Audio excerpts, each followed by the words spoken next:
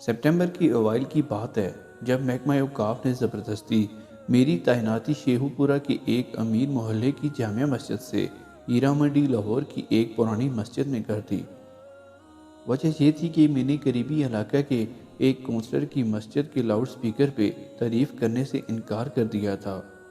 بری قسمت کہ وہ کونسلر محکمہ اوقاف کے ایک بڑے افسر کا بھتیجا تھا۔ نتیجتاً میں لاہور شہر کے بدنام ترین علاقے میں تعینات ہو چکا تھا۔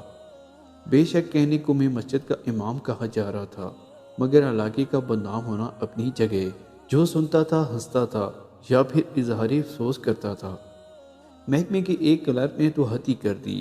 تنخواہ کا ایک معاملہ حل کرانے اس کے پاس کیا تو میری پوسٹنگ کا سن کے ایک آنکھ دبا کر بولا، قبلہ مولوی صاحب، آپ کی تو پانچوں انگلیاں گھی میں اور سر کڑائی میں تو گویا زمین میں 6 فٹ نیچے گڑ گیا۔ پھر اللہ بھلا کرے میری بیوی کا، جس نے مجھے تسلی دی اور سمجھایا کہ امامت ہی تو ہے کسی بھی مسجد میں سے ہی، اور میرا کیا ہے، میں تو ویسے بھی گھر سے نکلنا پسند نہیں کرتی، پردے کا بھی کوئی مسئلہ نہیں ہوگا، اور پھر ہمارے کون سے بچے ہیں کہ ان کے بگڑنے کا ڈر ہو۔ بیوی کی بات سن کے تھوڑا دل کو اطمینان ہوا اور ہم نے سامان باندھنا شروع کیا۔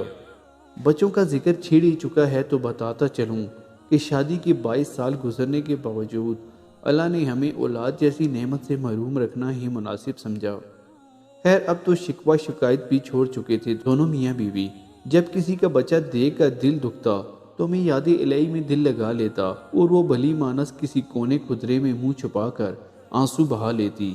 سامان باندھ کر ہم دونوں میاں بیوی نے اللہ کا نام لیا اور لاہور جانے کے لیے ایک پرائیویٹ بس میں سوار ہو گئے۔ بادامی باغ اڈے پہ اترے اور ہیرا منڈی جانے کے لیے سواری کی تلاش شروع کی۔ ایک تانگے والے نے مجھے پتہ بتانے پر اوپر سے نیچے تک دیکھا اور پھر برقع میں ملبوس عورت ساتھ دے کر 40 روپے کے عوض لے جانے کی حامی بھری۔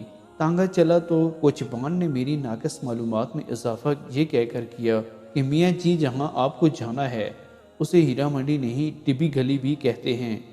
15-20 منٹ میں ہم پہنچ گئے۔ دوپہر کا وقت تھا، شاید بازار کھلنے کا وقت نہیں تھا۔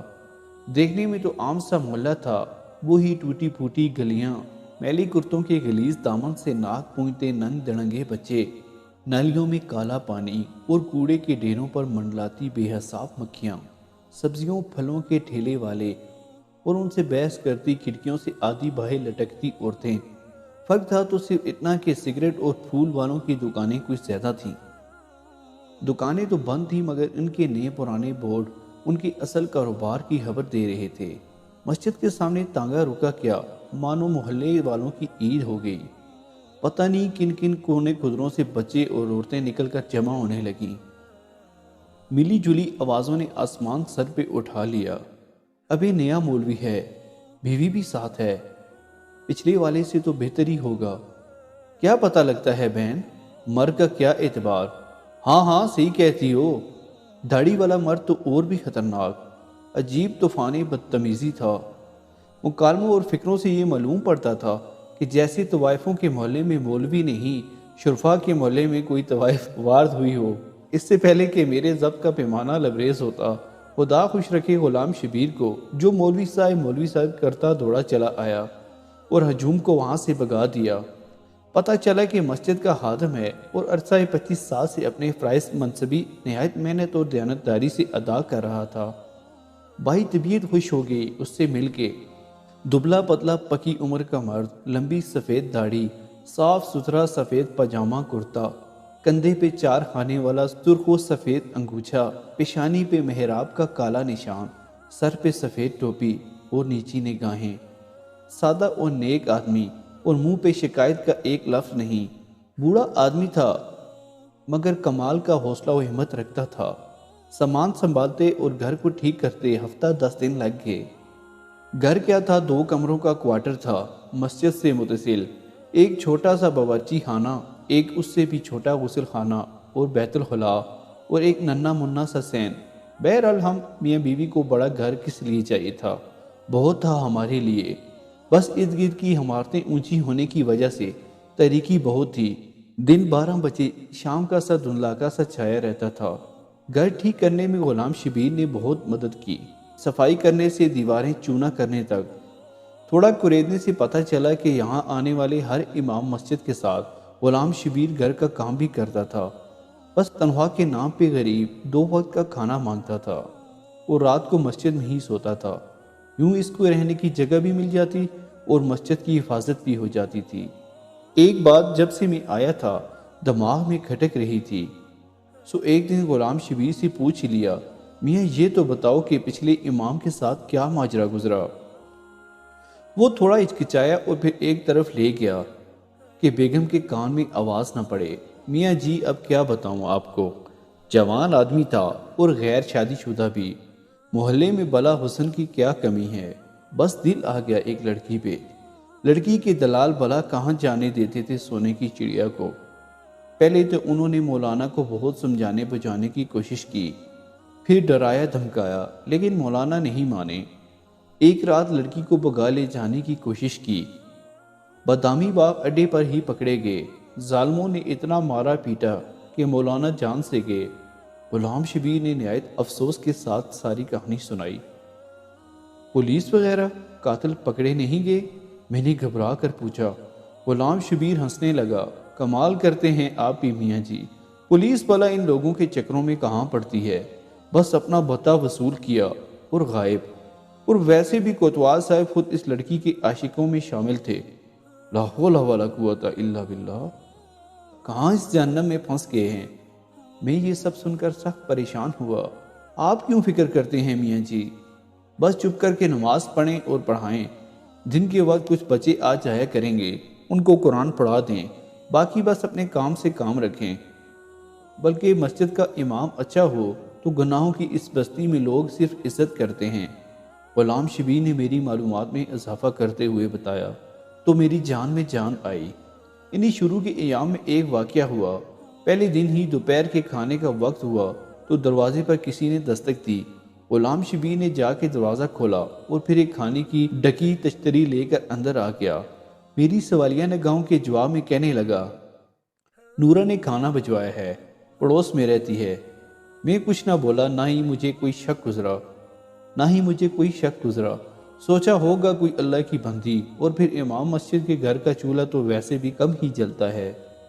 بہرحال جب اگلے 2 دن بھی یہی معمول رہا تو میں نے سوچا کہ یہ کون ہے جو بغیر کوئی احسان جتائے احسان کیے جا رہی ہے۔ عشاء کی نماز کے بعد مسجد میں ہی تھا جب غلام شبیر کو آواز دے کے بلایا۔ وہ پوچھا، میاں غلام شبیر، یہ نورا کہاں رہتی ہے؟ میں چاہتا ہوں کہ میری گھر والی جا کر اس کا شکریہ ادا کر آئے۔ غلام شبیر کے تو اوساں خطا ہو گئے یہ سن کر۔ میاں جی بی بی نہیں جا سکتی وہاں۔ میں نے حیرانگی سے افتخار کیا تو گویا غلام شبیر نے پہاڑ ہی توڑ دیا میرے سر پہ۔ میاں جی اس کا پورا نام تو پتہ نہیں کیا ہے، مگر سب اس کو نورا کنجری کے نام سے جانتے ہیں۔ پیشہ کرتی ہے جی۔ پیشہ کرتی ہے یعنی طوائف ہے، اور تم ہمیں اس کے ہاتھ کا کھانا کھلا رہے ہو؟ استغفر اللہ استغفر اللہ۔ غلام شبیر کو شرمسار ہوا میرا غصہ دیکھ کر۔ تھوڑی دیر بعد ہمت کر کے بولا، میاں جی یہاں تو سب ایسے ہی لوگ رہتے ہیں، ان کے ہاتھ کا نہیں کھائیں گے تو مستقل چولہا جلانا پڑے گا، جو آپ کی تنخواہ میں ممکن نہیں۔ یہ سن کر میرا غصہ اور تیز ہو گیا۔ ہم شریف لوگ ہیں غلام شبیر، بھوکے مر جائیں گے مگر طوائف کے گھر کا کھانا نہیں کھائیں گے۔ میرے تیور دیکھ کر غلام شبیر کچھ نہ بولا، مگر اس دن کے بعد اس نورا کنجری کے گھر سے کھانا کبھی نہ آیا جس مسجد کا میں امام تھا۔ عجیب بات یہ تھی کہ اس کا کوئی نام نہیں تھا، بس ٹبی مسجد کے نام سے مشہور تھی۔ ایک دن میں نے غلام شبیر سے پوچھا کہ میاں نام کیا ہے اس مسجد کا؟ وہ ہنس کر بولا، میاں جی اللہ کے گھر کا کیا نام رکھنا، پھر بھی کوئی تو نام ہوگا، سب مسجدوں کا ہوتا ہے۔ میں کچھ کھسیانہ ہو کے بولا، بس میاں جی بہت نام رکھے، جس فرقے کا مولوی آتا ہے پچھلے نام تبدیل کر کے نیا رکھ دیتا ہے، آپ ہی کوئی اچھا سا رکھ دیں۔ وہ سر کھجاتا ہوا بولا۔ میں سوچ میں پڑ گیا، گناہوں کی اس بستی میں اس واحد مسجد کا نام کیا رکھا جائے؟ ہاں موتی مسجد ٹھیک رہے گا، گناہوں کے کیچڑ میں چمکتا پاک صاف موتی۔ دل ہی دل میں مسجد کے نام کا فیصلہ کیا اور اپنی پسند کو داد دیتا اندر کی جانب بڑھ گیا، جہاں بیوی کھانا لگائے میری منتظر تھی۔ اب بات ہو جائے قرآن پڑھنے والے بچوں کی، تعداد میں 11 تھے اور سب کے سب لڑکے، ملی جلی عمروں کے 5 سے 11-12 سال کی عمر کے، تھوڑے شرارتی ضرور تھے مگر اچھے بچے تھے۔ نہا دھو کے اور صاف ستھرے کپڑے پہن کر آتے تھے، 2 گھنٹے سپارہ پڑھتے تھے اور پھر باہر گلی میں کھیلنے نکل جاتے۔ کون تھے کہ کس کی اولاد تھے نہ میں نے یہ کبھی پوچھا نہ کسی نے بتایا۔ لیکن پھر ایک دن غضب ہو گیا۔ قرآن پڑھنے والے بچوں میں ایک بچہ نبیل نام کا تھا۔ یوں تو اس میں کوئی خاص بات نہ تھی، لیکن بس تھوڑا زیادہ شرارتی تھا۔ تلاوت میں دل نہیں لگتا تھا، بس آگے پیچھے ہلتا رہتا اور کھیلنے کے انتظار میں لگا رہتا۔ میں نے بھی درگزر سے کام لیا کہ چلو بچہ ہے، لیکن ایک دن ضبط کا دامن میرے ہاتھ سے چھوٹ گیا۔ اس دن صبح ہی میرے سر میں ایک عجیب درد تھا۔ غلام شبیر سے مالش کرائی، پیناڈول کی 2 گولیاں بھی کھائیں، مگر درد زور آور بیل کی مانند سر پر چنگاڑتا رہا۔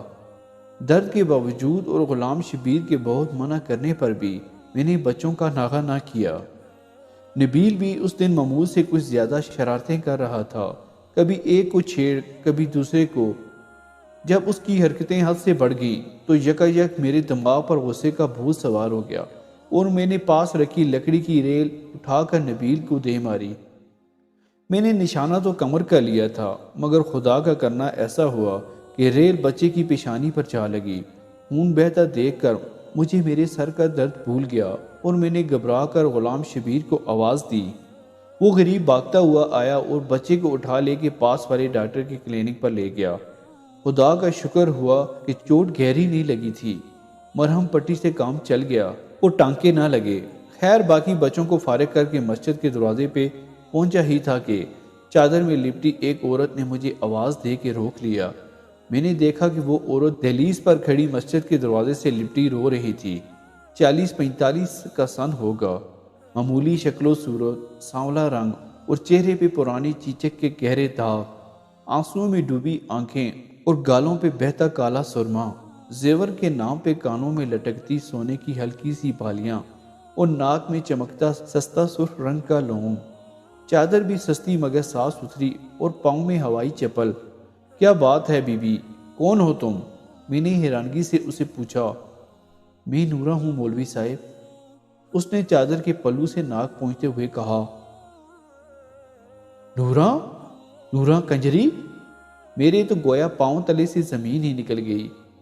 میں نے ادھر ادھر غلام شبیر کی تلاش میں نظریں دوڑائیں، مگر وہ تو نبیل کی مرہم پٹی کرا کے اس کو اس کے گھر پہ چھوڑنے کے بہانے نہ جانے کہاں غائب تھا۔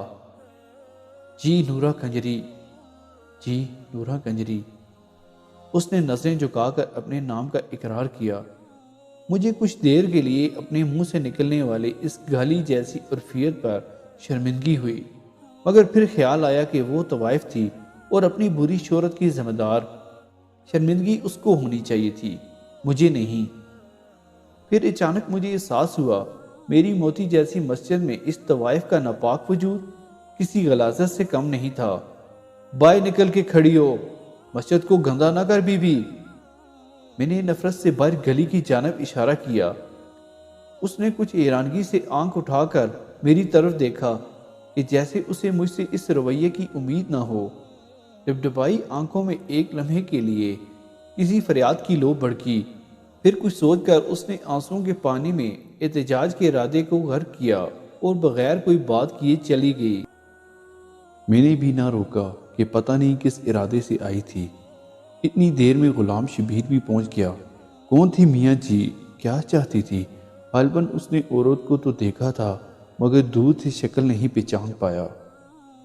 نورا کنجری تھی، پتہ نہیں کیوں آئی تھی، مگر میں نے بھی وہ ڈانٹ پلائی کہ آئندہ اس پاک جگہ کا رخ نہیں کرے گی۔ میں نے داد طلب نظروں سے غلام شبیر کی طرف دیکھا، مگر اس کے چہرے پر ستائش کی جگہ افسوس نے ڈیرے ڈال رکھے تھے۔ وہ بیچاری دکھوں کی ماری اپنے بچے کا گلہ کرنے آئی تھی میاں جی۔ نبیل کی ماں ہے، بچے کی چوٹ برداشت نہیں کر سکی اور آپ نے اس غریب کو ڈانٹ دیا۔ غلام شبیر نے نورا کی وکالت کرتے ہوئے کہا، تو نبیل نورا کا بیٹا ہے، تو نبیل نورا کا بیٹا ہے۔ ایسی حرکتیں کرے گا تو سزا تو ملے گی۔ جیسی ماں ویسا بیٹا۔ میں نے اپنی شرمندگی کو بےہودگی سے چھپانے کی کوشش کی۔ ایک لمحے کو خیال بھی آیا کہ بچہ تو معصوم ہے، اور پھر میں نے زیادتی بھی کی تھی، مگر پھر اپنے استاد ہونے کا خیال آیا تو سوچا کہ بچے کی بھلائی کے لیے ہی تو مارا تھا، کیا ہوا؟ اور پھر ایک طوائف کو کیا حق حاصل کہ مسجد کے امام سے شکایت کر سکے؟ کتنے بچے ہیں نورا کے؟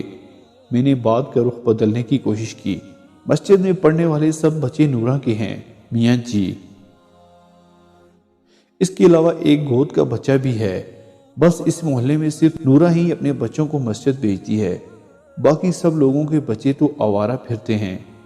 غلام شبیر کی آواز میں پھر نورا کی وکالت گونج رہی تھی۔ میں نے بھنا کر جواب دینے کا ارادہ کیا ہی تھا کہ کوتوال صاحب کی گاڑی سامنے آ کر رکی۔ خود تو پتہ نہیں کیسا آدمی تھا، مگر بیوی بہت نیک تھی۔ ہر دوسرے تیسرے روز ختم کے نام پر کچھ نہ کچھ میٹھا بھجوا دیتی تھی۔ اس دن بھی کوتوال کا اردلی جلیبیاں لینے آیا تھا۔ گرما گرم جلیبیوں کی اشتہا انگیز مہک نے میرا سارا غصہ ٹھنڈا کر دیا، اور نورا کنجری کی بات آئی گئی ہو گئی۔ یہ نبیل کو مار پڑنے کے کچھ دنوں کی بات کا ذکر ہے۔ عشاء پڑھا کے میں غلام شبیر سے ایک شرعی معاملے پر بحث میں الجھ گیا تو گھر جاتے کافی دیر ہو گئی۔ مسجد سے باہر نکلے تو بازار کی رونق شروع تھی۔ بالکونیوں پر جلملاتے پردے لہرا رہے تھے، اور کوٹھوں پر ہارمونیم کے سر اور طبلوں کی تھاپ کی آواز ہر سو گونج رہی تھی۔ پان سگریٹ اور پھولوں کی دکانوں پہ بھی دھیرے دھیرے رش بڑھ رہا تھا۔ اچانک میری نظر نورا کے گھر کے دروازے پر جا پڑی۔ وہ باہر ہی کھڑی تھی اور ہر آتے جاتے مرد سے ٹھٹے مار مار کر گپیں لگا رہی تھی۔ آج تو اس کا روپ ہی دوسرا تھا۔ گلابی رنگ کا چست سوٹ، پاؤں میں سرخ گرگابی، ننگے سر پہ اونچا جوڑا، جوڑے میں پروئے موتیے کے پھول، میک اپ سے لدا چہرہ، گہری شوخ لپسٹک، آنکھوں میں مسکارا، اور مسکارے کی اوٹ سے جانتی ننگی دعوت۔ لا حول ولا قوت الا باللہ۔ میں نے تنزیہ نگاہوں سے غلام شبیر کی جانب دیکھا۔ آخر وہ نورا کا وکیل جو تھا۔ چھوڑیے میاں جی، عورت غریب ہے اور دنیا بڑی ظالم۔ اس نے گویا بات کو ٹالنے کی کوشش کی، مگر میں اتنی آسانی سے جان چھوڑنے والا نہیں تھا۔ یہ بتاؤ میاں، جب اس کے گاہک آتے ہیں تو کیا بچوں کے سامنے ہی؟ میں نے معنی خیز انداز میں اپنا سوال ادھورا ہی چھوڑ دیا۔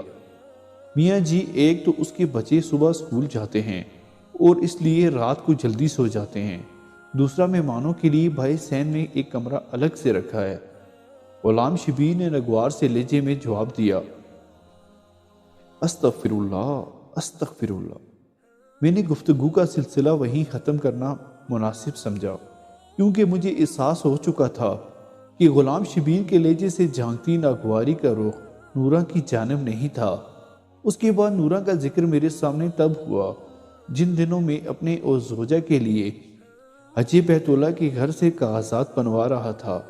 اس غریب کی بڑی خواہش تھی کہ وہ اور میں اللہ اور اس کے نبی کی خدمت میں پیش ہوں اور اولاد کے لیے دعا کریں۔ میرا بھی من تھا کہ کسی بہانے مکہ مدینے کی زیارت ہو جائے، نام کے ساتھ حاجی لگا تو شاید محکمے والے کسی اچھی جگہ تبدیل کر دیں۔ زوجہ کا ایک بھانجا انہی دنوں وزارت مذہبی امور میں کلرک تھا۔ اس کی وساطت سے درخواست کی قبولی کا کامل امید تھی۔ کاغذات فائل میں اکٹھے کیے ہی تھے کہ غلام شبیر کچھ کاغذات اٹھائے پہنچ گیا۔ میاں جی، ایک کام تھا آپ سے، اجازت دیں تو عرض کروں؟ اس نے ہچکچاتے ہوئے کہا۔ ہاں ہاں میاں، کیوں نہیں، کیا بات ہے؟ میں نے داڑھی کے بالوں میں انگلیوں سے کنگھی کرتے ہوئے اس کو بیٹھنے کا اشارہ کیا۔ میاں جی، آپ کی تو وزارت میں وقفیت ہے، ایک اور حج کی درخواست بھی جمع کرا دیں۔ اس نے ہاتھ میں پکڑے کاغذات میری جانب بڑھائے۔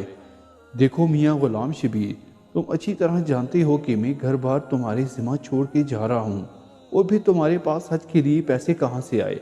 میں نے کچھ برہمی سے پوچھا۔ نہیں نہیں میاں جی، آپ غلط سمجھ رہے ہیں، یہ میری درخواست نہیں ہے، نورا کی ہے، اس نے سہم کر کہا۔ کیا؟ میاں ہوش میں تو ہو، نورا کنجری اب مکہ مدینے جائے گی، اور وہ بھی اپنے ناپاک پیشے کی رقم سے؟ توبہ توبہ، میرے تو جیسے تن بدن میں آگ لگ گئی یہ واہیات بات سن کر۔ میاں جی طوائف ہے پر مسلمان بھی تو ہے، اور وہ تو اللہ کا گھر ہے، وہ جس کو بلانا چاہے بلا لے، اس کے لیے سب ایک برابر۔ اپنی طرف سے غلام شبیر نے بڑی گہری بات کی۔ اچھا، اللہ جس کو بلانا چاہے بلا لے؟ واہ میاں واہ، تو پھر میں درخواست کیوں جمع کراؤں؟ نورا سے کہو سیدھا اللہ تعالیٰ کو ہی بھیج دے۔ میں نے غصے سے کہا اور اندر کمرے میں چلا گیا۔ زوجہ کا بھانجا برخودار نکلا اور اللہ کے فضل و کرم سے میری اور زوجہ کی درخواست قبول ہو گئی۔ ٹکٹ کے پیسے کم پڑے تو اس بھلی لوگ کے جہیز کی زیور کام آ گئے۔ اللہ کا نام لے کر ہم روانہ ہو گئے۔ احرام باندھا تو گویا عمر بھر کے گناہ اتار کے ایک طرف رکھ دیے۔ اللہ کا گھر دیکھا اور نظر بھر کے دیکھا۔ فرائض پورے کرتے کرتے رمی کا دن آ گیا۔ بہت رش تھا، ہزاروں لوگ ایک ٹھاٹے مارتا سفید رنگ کا سمندر۔ گرمی بھی بہت تھی، میرا تو دم گھٹنا شروع ہو گیا۔ زوجہ بیچاری کی حالت بھی غیر ہوتی جا رہی تھی۔ اوپر سے غضب یہ ہوا کہ میرے ہاتھ سے اس غریب کا ہاتھ چھوٹ گیا۔ ہاتھ کیا جھوٹا، لوگوں کا ایک ریلا مجھے رگیدتا پتہ نہیں کہاں سے کہاں لے گیا۔ عجب حالات تھے، کسی کو دوسرے کا خیال نہیں تھا، ہر کوئی بس اپنی جان بچانے کے چکر میں تھا۔ میں نے بھی لاکھ اپنے آپ کو سنبھالنے کی کوشش کی، مگر پیر رپٹ ہی گیا۔ میں نیچے گر گیا، ایک عذاب نازل ہو گیا۔ ایک نے میرے سر پر پیر رکھا تو دوسرے نے میرے سر کو پتھر سمجھ کے ٹھوکر ماری۔ موت میری آنکھوں کے سامنے ناچنے لگی۔ میں نے کلمہ پڑھا اور آنکھیں بند ہی کی تھیں کہ کسی اللہ کے بندے نے میرا دایاں ہاتھ پکڑ کے کھینچا اور مجھے سہارا دے کر کھڑا کر دیا۔ میں نے سانس درست کی اور اپنے محسن کا شکریہ ادا کرنے کے لیے اس کی طرف نگاہ کی، مانو ایک لمحے کے لیے تو بجلی ہی گر پڑی۔ کیا دیکھتا ہوں کہ میرا ہاتھ مضبوطی سے تھامے نورا کنجری کھڑی مسکرا رہی تھی۔ یہ ناپاک عورت یہاں کیسے آئی؟ اس کی حج کی درخواست کس نے اور کب منظور کی؟ میں نے ہاتھ چھڑانے کی بہت کوشش کی، مگر کہاں صاحب، ایک آہنی گرفت تھی، میں نہیں چھڑا سکا۔ وہ مجھے اپنے پیچھے کھینچتی ہوئی ایک طرف لے گئی۔ اس طرف کچھ عورتیں اکٹھی تھیں۔ اچانک میری نظر زوجہ پر پڑی، جس کی آنکھوں میں آنسو تھے اور وہ بےتاب نگاہوں سے مجمع ٹٹو رہی تھی۔ ہماری نظریں ملی تو کلفت بھول گئی۔ میں دوڑ کر اس تک پہنچا اور آنسو پہنچے۔ کہاں چلے گئے تھے آپ؟ کچھ ہو جاتا تو؟ پریشانی سے اس کے الفاظ گلے میں اٹک رہے تھے۔ بس کیا بتاؤں، آج مرتے مرتے بچا ہوں۔ جانے کون سی نیکی کام آ گئی، میں تو پاؤں تلے روندا جا چکا تھا۔ اگر نورا نہیں بچاتی، میں نے اس کو تسلی دیتے ہوئے کہا۔ نورا؟ ہماری پڑوسن نورا؟ وہ کہاں آ گئی؟ آپ نے کسی اور کو دیکھا ہوگا جی، اس نے حیرانگی سے کہا۔ ارے نہیں نہیں، نورا ہی تھی۔ میں نے ادھر ادھر نورا کی تلاش میں نظریں دوڑائیں، مگر وہ تو نہ جانے کب کی جا چکی تھی۔ بعد میں بھی اس کو بہت ڈھونڈا، مگر اتنی جمع غفیر میں کہاں کوئی ملتا ہے۔ خدا خدا کر کے حج پورا ہوا اور ہم دونوں میاں بیوی وطن واپس روانہ ہوئے۔ لاہور ایئرپورٹ پر غلام شبیر پھولوں کے ہاروں سمیت استقبال کو آیا ہوا تھا۔ بہت مبارک باجی، بہت مبارک میاں جی، بلکہ اب تو میں آپ کو حاجی صاحب کہوں گا۔ اس نے مسکراتے ہوئے ہم دونوں کو مبارکباد دی تو میری گردن حاجی صاحب کا لقب سن کر اکڑ گئی۔ میں نے خوشی سے سرشار ہوتے ہوئے اس کے کندھے پہ تھپکی دی اور سامان اٹھانے کا اشارہ کیا۔ ٹیکسی میں بیٹھے میں نے مسجد اور گھر کی دریافت کی تو نورا کا خیال آیا۔ میاں غلام شبیر، نورا کی سناؤ۔ میرا اشارہ اس کی حج کی درخواست کے بارے میں تھا۔ اس بیچاری کی کیا سناؤں میاں جی، لیکن آپ کو کیسے پتا چلا؟ اس نے حیرانگی سے میری جانب دیکھا۔ بس ملاقات ہوئی تھی مکہ شریف میں۔ میں نے اس کے لہجے میں چھپی اداسی کو اپنی غلط فہمی سمجھا۔ مکہ شریف میں ملاقات ہوئی تھی؟ مذاق نہ کریں میاں جی، نورا تو آپ کے جانے کے اگلے ہی دن قتل ہو گئی تھی۔ اس نے گویا میرے سر پر بم پھوڑا۔ قتل ہو گئی تھی؟ میں نے اچنبے سے پوچھا۔ جی میاں جی، بیچاری نے حج کے لیے پیسے جوڑ رکھے تھے، اس رات کوئی گاہک آیا اور پیسوں کے پیچھے قتل کر دیا غریب کو۔ ہمیں تو صبح پتہ چلا، جب اس کے بچوں نے اس کی لاش دیکھی، شور مچایا تو سب اکٹھے ہوئے۔ پولیس والے بھی پہنچ گئے اور اس کی لاش پوسٹ مارٹم کے لیے لے گئے۔ ابھی کل ہی مردہ خانے سے میت لے کر آیا ہوں، آج صبح ہی تدفین کی اس کی۔ غلام شبیر کی آواز آنسوؤں میں بھیگ رہی تھی۔ قاتل کا کچھ پتہ چلا؟ میں ابھی بھی حیرانگی کی گرفت میں تھا۔ پولیس کے پاس اتنا وقت کہاں میاں جی، پولیس کے پاس اتنا وقت کہاں میاں جی کہ طوائفوں کے قاتلوں کو ڈھونڈیں۔ اس بیچاری کی تو نماز جنازہ میں بھی بس 3 افراد تھے، میں اور 2 گورکن۔ اس نے افسوس سے ہاتھ ملتے ہوئے کہا، اس کے بچے، ان کا کیا بنا؟ میں نے اپنی آنکھوں میں امڑتی نمی پہنچتے ہوئے دریافت کیا، نورا کے بچے نہیں ہیں میاں جی۔ غلام شبیر نے میرے کان میں سرگوشی کی۔ طوائفوں کے محلے میں جب کوئی لڑکا پیدا ہوتا ہے تو زیادہ تر اسے راتوں رات اٹھا کر کوڑے کے ڈھیر پر پھینک دیا جاتا ہے۔ وہ سب ایسے ہی بچے تھے۔ نورا سب جانتی تھی کہ کس کے ہاں بچہ ہونے والا ہے، بس لڑکا ہوتا تو اٹھا کر اپنے گھر لے آتی۔ کہنے کو تو طوائف تھی میاں جی، مگر میں گواہ ہوں، غریب جتنا بھی کماتی بچوں پر خرچ کر دیتی۔ بس تھوڑے بہت الگ کر کے حج پہ جانے کے لیے جمع کر رکھے تھے، وہ بھی اس کا قاتل لوٹ کے لے گیا۔ یہ بتاؤ غلام شبیر، جب میں نے اس کی حج کی درخواست جمع کرانے سے انکار کیا تو اس نے کیا کہا؟ مجھ پر حقیقتوں کے در کھلنا شروع ہو چکے تھے۔ بس میاں جی کیا کہتی بیچاری، آنکھوں میں آنسو آ گئے، آسمان کی جانب ہاتھ اٹھائے اور کہنے لگی کہ بس تو ہی اس کنجری کو بلائے تو بلائے۔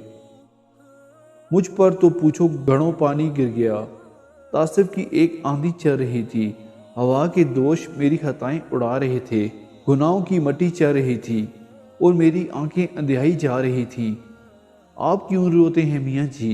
آپ تو ناپاک کہتے تھے اس کو۔ غلام شبیر نے حیرانگی سے میرے آنسوؤں سے تر دھاڑی دیکھتے ہوئے کہا، کیا کہوں غلام شبیر کہ کیوں روتا ہوں؟ وہ ناپاک نہیں تھی، ناپاک تو ہم ہیں جو دوسروں کی ناپاکی کا فیصلہ کرتے پھرتے ہیں۔ نورا تو اللہ کی بندی تھی، اللہ نے اسے اپنے گھر بلا لیا۔